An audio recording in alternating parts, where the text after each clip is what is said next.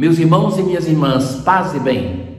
Nós nos encontraremos na liturgia de hoje, mais uma vez com Melquisedeque, este homem que aparece no livro do Gênesis, na história de Abraão. Abençoa o nosso pai na fé, o patriarca Abraão, e Abraão vai pagar a este rei sacerdote o dízimo. Nós não sabemos a sua proveniência e não sabemos como termina a sua vida. Não pertencia ao povo de Israel, não pertencia à tribo de Levi, porque essa tribo vai se constituir posteriormente. Então é um sacerdócio que não vem de forma hereditária. E mesmo assim, o nosso pai na fé, o grande patriarca Abraão, através dele presta um culto a Deus. Esta imagem de Melquisedeque nos serve para compreender o sacerdócio de Jesus Cristo, que não é sacerdote porque pertence à tribo de Abraão ou à tribo de Levi ou à família de Arão, mas é sacerdote porque recebeu um sacerdócio diretamente de Deus Pai para a nossa santificação.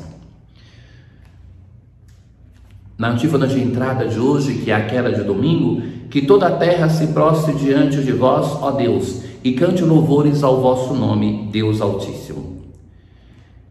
A carta aos Hebreus, ela começa dizendo assim: irmãos, Melquisedeque, rei de Salém, sacerdote de Deus Altíssimo, saiu ao encontro de Abraão, abençoou-o. Abraão pagou o dízimo a ele de tudo.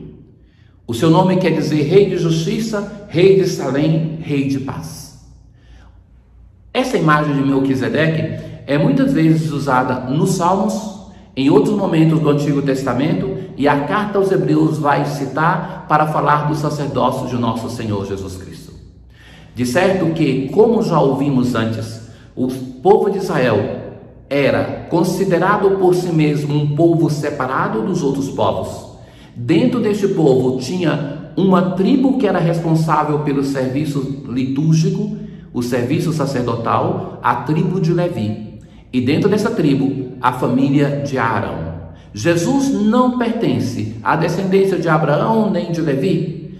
E ele é membro de um sacerdócio. Ele tem um sacerdócio que é dado diretamente por Deus. Como Melquisedeque, ele não tem direito.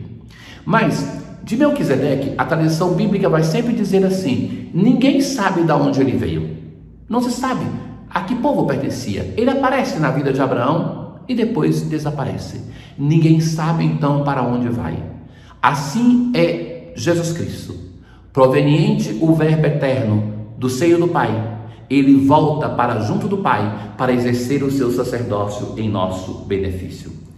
Assim, Melquisedeque tem um sacerdócio sem genealogia, nem fim de vida. Se assemelha a ele, o Filho de Deus, sacerdote para sempre. Não é virtude de uma prescrição de ordem carnal, não é porque é descendente de Levi ou de Arão, mas segundo a força de uma vida imperecível.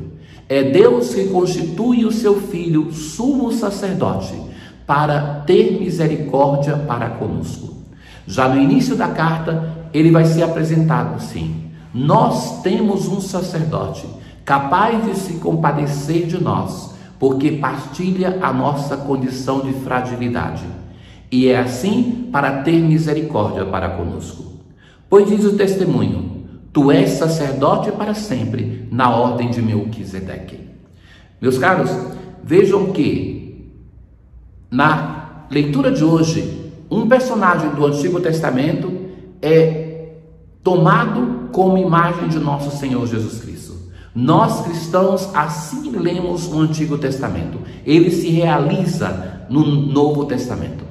O Antigo Testamento preparou para nós a chegada do Novo Testamento, e o Novo Testamento é plena realização do Antigo Testamento.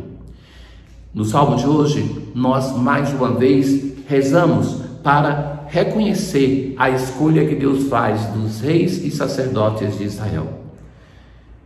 Tu és sacerdote eternamente, segundo a ordem de Melquisedeque. Palavra do Senhor a meu Senhor: assenta-te ao meu lado, até que eu ponha os teus inimigos como escabelo por debaixo de teus pés. Domina com vigor teus inimigos, como orvalho antes da aurora eu te jurei. Jurou o Senhor e manterá sua palavra. Tu és sacerdote eternamente, segundo a ordem do rei Melquisedeque. Na aclamação ao evangelho de hoje, Jesus pregava a boa nova, o reino anunciava e curava toda espécie de doença entre o povo. No evangelho de hoje, nós estamos mais uma vez em uma daquelas cenas que acontecem no dia de sábado e que o sábado se torna o tema. Veja que, para nós, muitas vezes é difícil compreender isso, mas a lei do sábado, ela sintetiza toda a lei do Antigo Testamento para um judeu. De fato, em uma das versões dos mandamentos, aquela do livro do Gênesis, se diz do sábado como memória daquele dia que Deus, depois de ter trabalhado 6 dias, criando o mundo, no 7º dia ele descansou. O nome desse dia, Shabá, quer dizer justamente isso, descanso. E é por isso que cada membro do povo de Israel deveria descansar. Veja que o descansar no dia que Deus repousou é um modo de dizer que o ser humano tem uma divindade que provém da sua imagem e semelhança com Deus. Se no Antigo Testamento o povo de Israel era proibido de fazer imagens de Deus porque seria um ídolo, essa imagem de Deus é por excelência o irmão, eu, a irmã, somos imagem e semelhança de Deus. E o sábado era o dia de viver essa semelhança e de repousar como Deus repousou. Mas somente o ser humano é capaz de dar sentido ao tempo. Então, de viver uma hora como um tempo de repouso, uma outra hora como um tempo de encontro com o Senhor, uma outra hora um tempo de recreação. Os animais não conseguem dar um sentido ao tempo. Nós, seres humanos, conseguimos. O problema é que, em uma sociedade de produção como nós vivemos, tem muita gente que trabalha horas e horas e horas a cada dia, que se torna uma máquina, que perdem a sua humanização. O dia de repouso servia também para colocar um limite à ganância dos patrões em relação aos empregados, dos donos da terra em relação à própria terra, para limitar a ganância do ser humano. Ora, então, o sábado está a serviço do ser humano, a lei está a serviço do ser humano e o homem é maior. Essa é a interpretação de Jesus, que muitas vezes vai encontrar os seus adversários. Jesus está na sinagoga, ali tem um homem com a mão seca e começam a observar. Ele já tinha feito outros gestos, como no evangelho de ontem, em dia de sábado. Então, querem ver o que ele vai fazer para acusá-lo. Então, Jesus vai saber o que eles estão pensando e vai dizer àquele homem: levanta-te e fica aqui no meio. Depois vai perguntar a eles: é permitido no dia do sábado fazer o bem ou fazer o mal? Salvar uma vida ou deixá-la morrer? E então olha para eles com ira e tristeza, porque eles não são capazes de ter misericórdia, eram duros de coração. É por isso, a ira de Deus no Antigo Testamento é quando Deus demonstra a sua compaixão. Por isso, olha com ira e tristeza. E vai dizer ao homem: estende a tua mão, e a mão fica curada.